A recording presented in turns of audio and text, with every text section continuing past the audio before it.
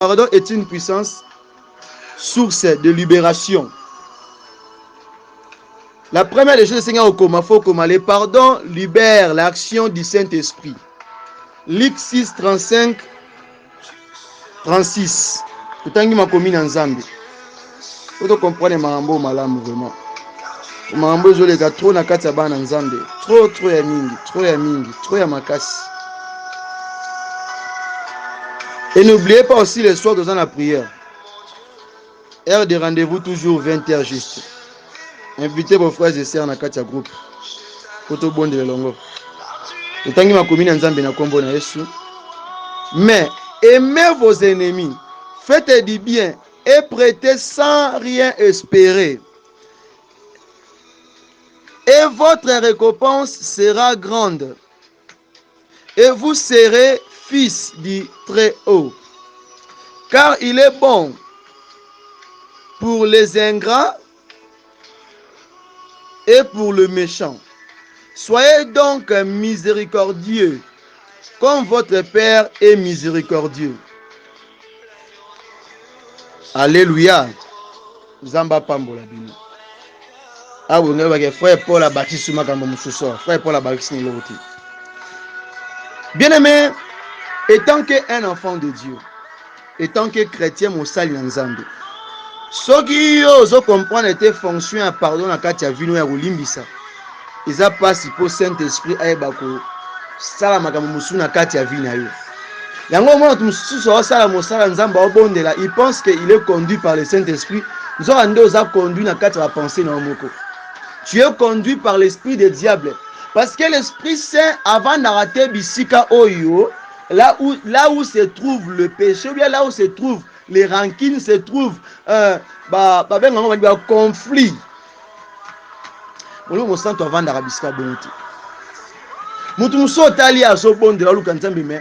Motema est tellement dans la makambu. Moi Saint-Esprit a kota na kati ya vine ezati. Parce que temple nous est sous temple la Saint-Esprit mais est comme boloko. Donc et longo vraiment temple la Saint-Esprit et pesa mi kombo ya boloko. Donc on est comme temple la boloko. To so ngana. Donc tango yo mo Christ ebi ki olimbisa kana otetika. Yo eba que Saint-Esprit za kana ote po mta bongo soli kambo ya robeta mkofi na kati ya prière. Ako bunda pe na kati ya église. Pourquoi tia zawa no mona ki abondela me na mtema ne aneka mutu. Alors, tu continues. Le pardon libère de la culpabilité et du ressentiment. Jean 1er, chapitre 3, le verset 15. Faut autant yango. Pardon ezolongo la même mutwa za na motema libanga. Hein? Zomona batu mususu. Amo otambo na nzela. Awatambola na projet mutu mo na mutune ya mabe. Ebi ke na leka na nzela otepo to swana kana mama fulani. Na kota aboete po na yokuto yokana tena mutu boy. Donc mutu otambo na culpabilité. Hein? Donc a comment il a devoir. Soit leka ni bisika fa boka moi jeton. On ça pusanika. A swana mutu hein. Parce que mutu o ba yokana na eta vandi côté wana. Donc on crée ka lisolo mo po beta libanga e pa mutu wana. Moi ndeko na boni bien santé malamu non solo pola solo pola goto solo muto pola pola nini adversaire na zawana so mo biskalo ba chrétien ba comment okende tala biskalo ba chrétien ba mo okende donc to tiki makambo eza nécessaire au sala to komi ko tala biloko musu ezanga na ngotina pe biloko bongo pe ozo mona ke e ko banda ko bloquer vie ya mutu wana donc Nguya wana ko vivre vraiment libre ezate. Via mute komi bloqué. Zamba pambola bino. Que Dieu vous bénisse. Comment lisusu?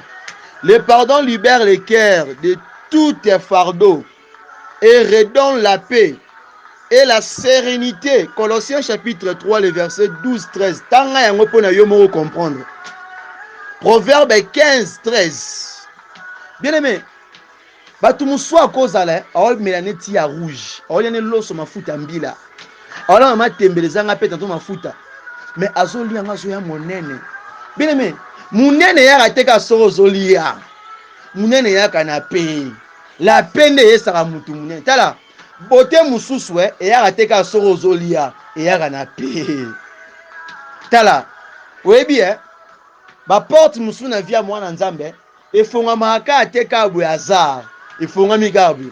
Baporte mususu na vie ya mwana nzambe efongamaka ntango motema na yo etondisami na kimia, c'est-à-dire ntango oyebi kolimbisa oboya komema fardeau, oyebi kuta limbisa ta mimaka mikumba donc na motema na yo oza na likambo ya frère Paul, oza na likambo ya mama Songolo Pakala, oza na likambo ya papa F, oza na likambo ya oncle X, oza na likambo ya tata mwasi oza na likambo ya koko Kingandi. Donc motema no donc ekoma nango armoire, donc yo zwaka ba farde ozokotisa badosi ozokotisa, mais oboma vie na oti oyebi yango te. Pe okoma na difficulté ya makambo mosusu na santé no comprendre yango te. Tension epai, baproblème ya respiratoire epai, baproblème mosusu bahypertension epai, yo moko motambola na nzela moko oza na insécurité likolo ya bloko wana. Soki oyebi soki mutu azokoka te kolimbisa, donc motema mutu wana ezalaka na kimia te. Ta kimia ta atozolia fufu na mungwa na litungulu, soki oza na kimia tala oyaka munene. Tala ata na mosala nzambe soki osala bisika oza na kimia te ofongama te. Ata bisika ozoteka so oteka bisika oyo oza vraiment na kimia wana te, tala omata te. C'est ça la paix. Donc tina kolimbisa yango wana. Wana puissance de la part, puissance ya kolimbisa. Nguya kolimbisa. Tala ndenge esala na kati ya vie ya mutu. Colossiens chapitre 3. Namoni natanga yango pona compréhension. Namoni natanga yango vraiment pour motema nange tukisami. Sona natanga verset oyo. Imona lokola naoka ma passe na motema na ngai. Donc nomi mona na kati ya scène. Oui, c'est ça. La parole fait ça la bongo. La parole est embellie à deux tranchants. Ils ont côte à peau et c'est la différence mais au katinayo. Amen. Colossiens chapitre 3 les versets 12 à 13. Ainsi donc, comme des élus de Dieu, saints et bien-aimés, donc verset ils ont recommandé même Tina ba Eli Nzambe, même ba saint, ça veut dire les fidèles, même ceux qui servent Dieu, même le bien-aimé yoka. Revêtez-vous d'entrailles de miséricorde. Totondisama. Aïe, aïe, aïe, aïe, aïe, aïe, aïe, aïe, aïe, aïe. Donc, pardon, il faut ezalaka na kati ya motema. Donc, motema, on a fait ezalaka kati ya motema. Lokola, moto amemi, oza lokola ebale, lokola océan. Donc, bako beto mwa libanga, ba beto mwa mbwake la mais. Et koti na mai me lokola ekoti te. Oyoki lungu na ngoti. Yoka, de bonté, d'humilité, de douceur, de patience. My God. Yo zala bongo. Zala bongo. Yo le kamuki o peliti. Wa somo no finga. Wa somo no swane, mais ma pasteur, pas pasteur. Hein? Prophétesse. Surtout batuana. Hein? O ba linga ba doana. Tala. Ngana mona na ma surtout dans le ministère, il y a des ministères où on a mona souvent ceux qui ont la maîtrise dans côté au luki on a nenga mabe aux ala rankine et ça prophétique n'est évangéliste batu wana ba swanaka mais lobi moni likola cher. Pourquoi? Cela veut dire que il faut dans la fondation mora malamu. Faut comprendre le verset au malamu tant que missionnaire et tant que serviteur tant que moi dans Nzambe to yona beta maboko pour la gloire de Jésus. Ta kabola ba message à beta mbola mokimo bimba. N'a ça peut so mon va na mutazo ka français bien anglais. Ça il est translateur pour comprendre. Donc traduire message pour na yoka yango malam. Yoka lisusu. Supportez-vous les uns les autres. Et supportez-vous les uns les autres. Et si l'un a sujet de se plaindre de l'autre, pardonnez-vous réciproquement. Le pardon est réciproquement. De même que Christ vous a pardonné. Pardonnez-vous aussi. toyelaka nini tobunda mpona nini ozoyina ngai olingi osentir nga te omona video na ngai nazoloba c'est comme si olingi opasuka ngo tianga mbeli na motema toyelaka nini eloko mpe te mbongo mpe te ndako mpe te olatisaka nga te osombelaka nga eloko te opeselaka nga eloko mwa malonga te na vie mais oyinaka nga pamba boye ta bisika mokili ezokende na place oluka ose concentre mpo na vie na yo yo komi kozwa nzambe yokelaka bana o mawa yoka landa.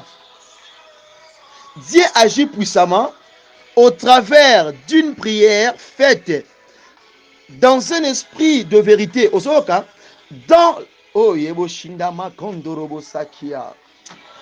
donc Nzambe asalaka na nguya pe na bokasi na prière moto oyo osala na kati ya molimo pe na kati ya bosolo.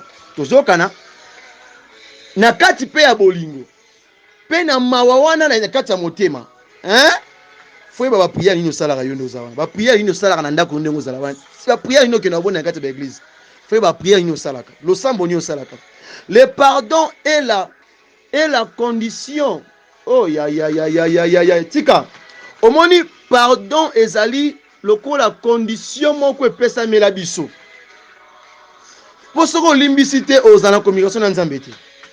Donc pose na communion na Nzambe sengi yo pe pose la pire. Yango so mona ke selon mokanda Hébreu 12:14 sans la sanctification motomoto mona nani kolo. Très important, il ne faut pas oublier cela. Et yeba susuke Dieu nous pardonne à la dimension du pardon que nous accordons à nos semblables. Matthieu 6:12. Zamba zo limbisa yo na ngai. Lo lenge yo po zo limbisa motoloko la ye. Motoloko la yo, je m'excuse. Par exemple, na yebisoli kambo o. Yo na nga to mona Nzambe te. Yo na nga to vanda na ete. To zanga nenda ku moko te. To tambola pe na yete. To mona ebo na vie réalité. Mais olobi ke na linga Nzambe. Na linga Nzambe. O linga Nzambe me moto o azali ressemblance no moto o bozane nzoto moko mai moko makila moko. O linga ete. Wana zo kosa.